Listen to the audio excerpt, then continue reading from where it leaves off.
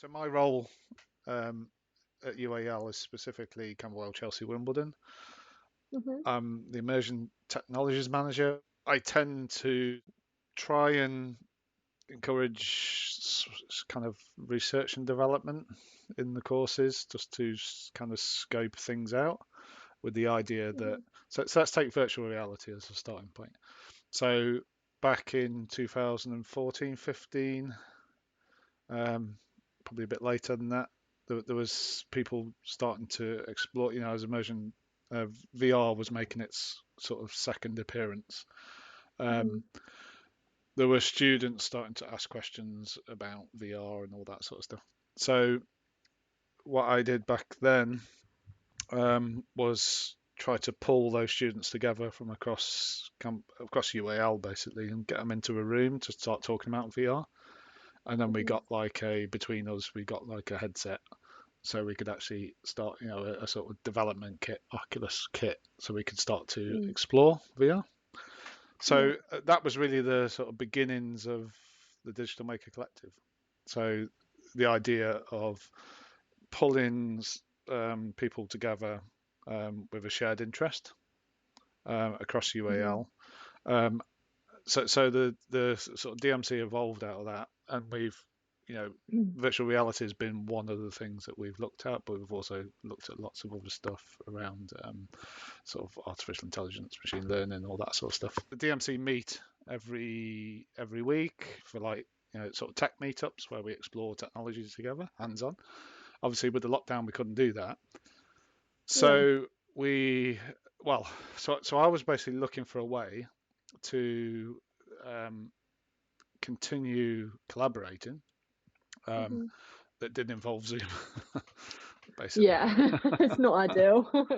Yeah, so because that's well, it's just I've done quite a few Zoom meetings, and it's just when you do a lot of them, it's soul destroying. It's and also Yeah, everyone just looking at each definitely. other's face is just not good. No. So um, so I kind of came across this, which is so this is Frame VR, and it's a Hmm. WebXR platform. So Uh-huh. WebXR is probably worth. Are you familiar with the term WebXR? No, not all. Okay, so you've got multiple ways of experiencing 3D spatial interaction. So obviously Hmm. most interactions happen Zoom-like 2D on the screen, um, where obviously we don't really explore the spatial 3D interactions that much. Some people do in Hmm. games and stuff like that. So that there's obviously um, that there's certain people that are aware Hmm. um, of kind of uh, either gaming in a sort of spatially 3D way or collaborating in a spatial 3D way. And there has been other applications in the past, like Second Life, that that was there. I don't know if you know that. I've Um, heard of it. Yeah, I think so. yeah, I mean, I really disliked Second Life when that first came out a few years ago. I just hated everything about it. It was just awful. It was just god awful. Like the worst part of humanity, all sort of. It's like the All in internet, one. but in your face constantly. Um, Brilliant. yeah, totally sort of Wild West, just awful. So so yeah, so and also I was seeing um, lots of galleries going online, trying different Hmm. stuff. They were trying different sort of modes of delivering a sort of virtual online gallery, and a lot Hmm. of them were quite conventional. Paintings on the wall, Yeah. kind of replicating their galleries. They weren't very good experiences, and also Hmm. sort of the sort of user interface and all that sort of stuff. So I think that there was a lot to sort of put you off with Yeah. sort of virtual galleries. Um, Hmm. so I did a little bit of research and I came across this, which is this is a beta development, which means it's not fully launched yet, and it's going to be Okay. launched next year. sort of early next year and then they'll have like a business model attached to it. At the moment, it's free, so to do certain stuff. But essentially, what you can do, and it's built in WebXR, which is like I say, it's built on A-Frame and 3JS, which is the sort of programming language that sort of underpins the WebXR platform. But the difference with WebXR is it is browser based. So that means, as you've experienced when you've joined me, you didn't have to download anything. You didn't have to. Yeah. You didn't even have to create an account. No. All you have to do is click. You're in a 3D space. You can move around with using your WASD keys. Yeah. So that's the advantage. So I think when we're talking about the transition into a different mode of delivery for galleries, then accessibility is the top of that list, basically, it's a big one, or should be the top of that list. Unfortunately, it isn't. Yeah. But it was the top of my list when I wanted to continue working with a DMC and I couldn't do it physically. So I tried this out by building my own gallery with my own artwork. Okay.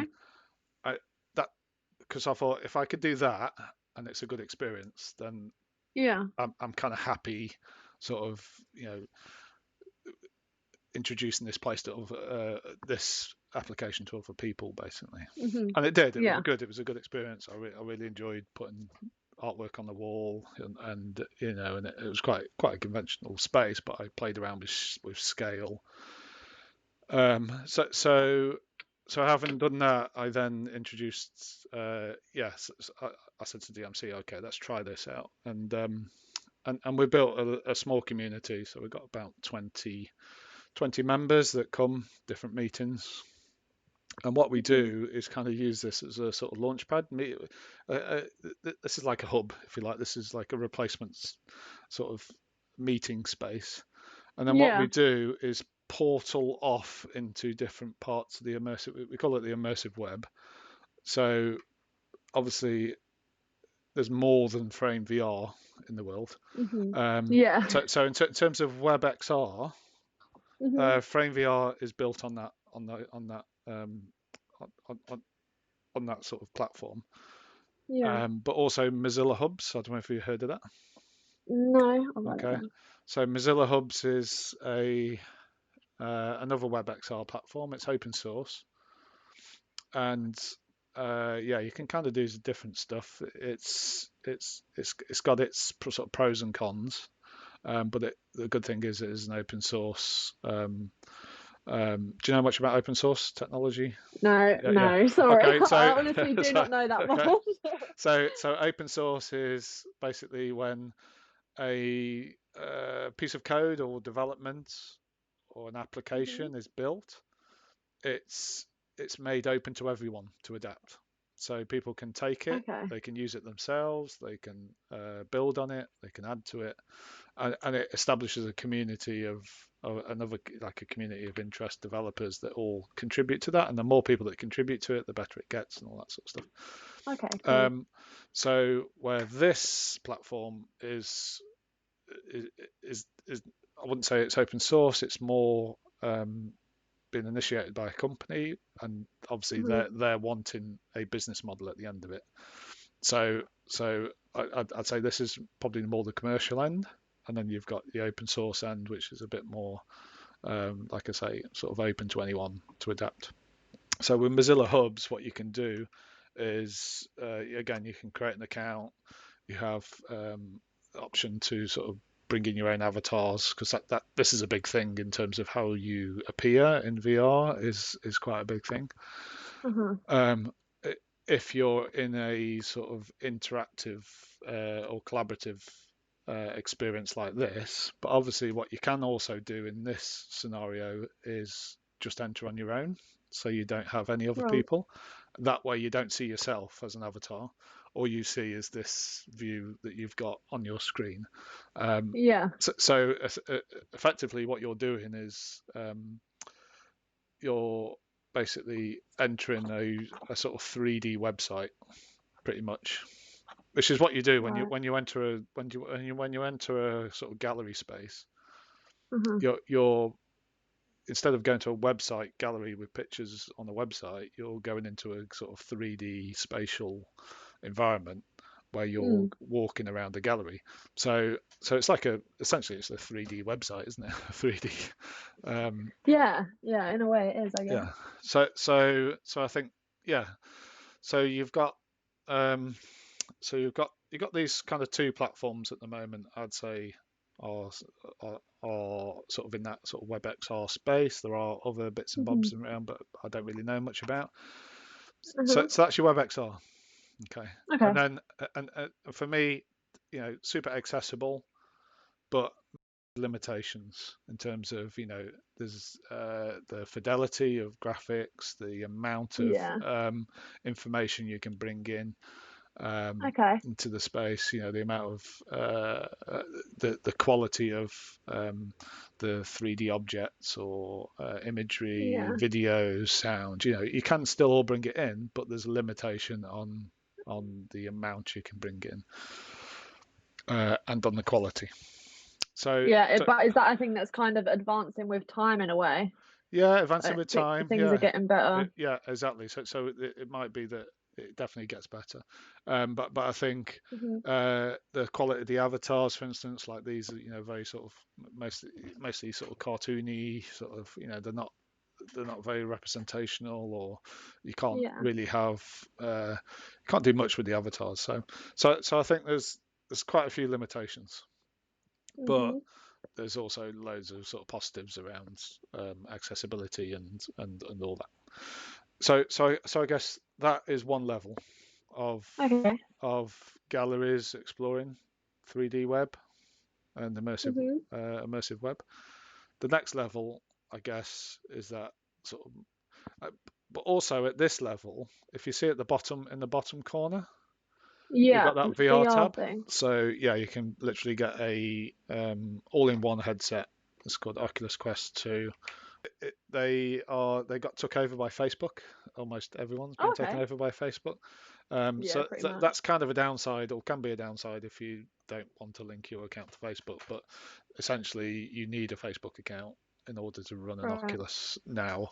A lot of people that's put a lot of people off. And some people don't mind, but what that does do is gives you sort of social capacity. There's a massive social VR thing going on where you can, well, this is like social VR. We're socially connecting in a sort of VR-y 3D space. If we were both in VR headsets, it will be even more like we're standing in the room together. Yeah, so is that kind of like it just follows what you're doing kind of thing, like your head movements and whatever? Yeah, so basically when you put your VR headset on, so if you've got an Oculus Quest, for instance, then when you put your Oculus Quest on, you'll go to the browser in the headset. You'd put same as you did with the phone. You just put your URL in the VR browser, and then you just click that VR button at the bottom, and then you'll be fully immersed in this space, and it'll feel like you're actually in the space. It's amazing.